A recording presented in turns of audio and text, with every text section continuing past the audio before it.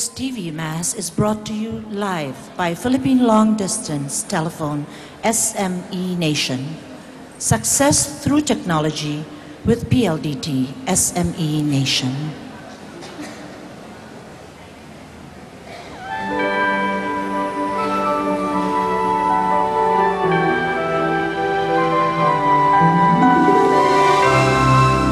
We would like to request our congregation to please remain seated during the entrance.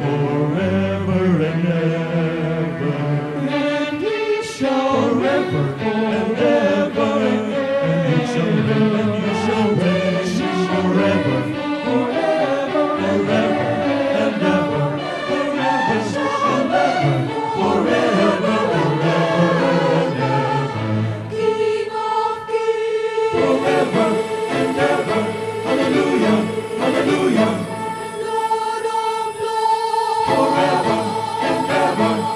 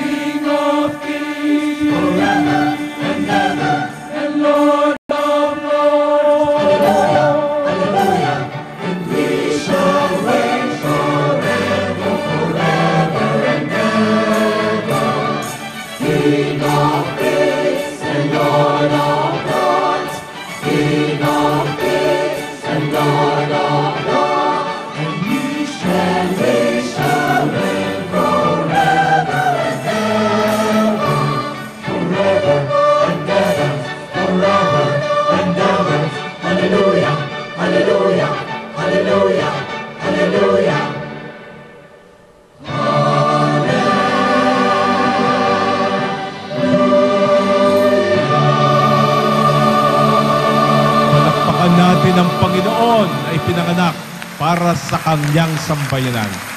We give you praise, we give you glory.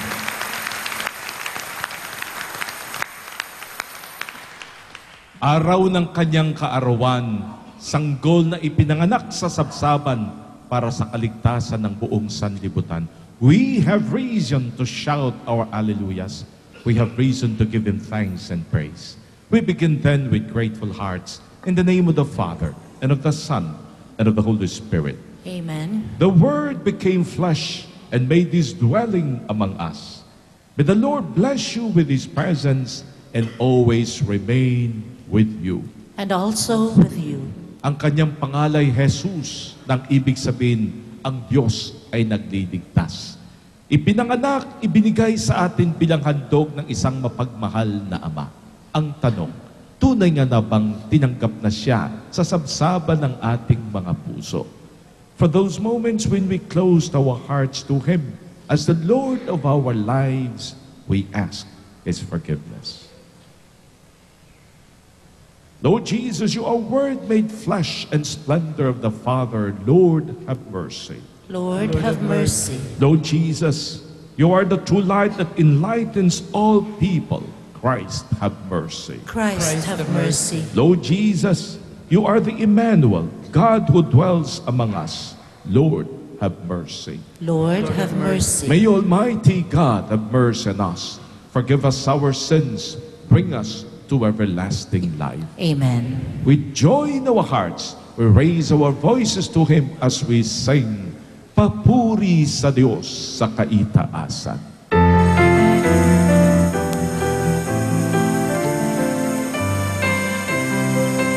Papuri sa Diyos, papuri sa Diyos, sa kaitaasan. Papuri sa Diyos, papuri, papuri sa Diyos, papuri sa Diyos, sa kaitaasan.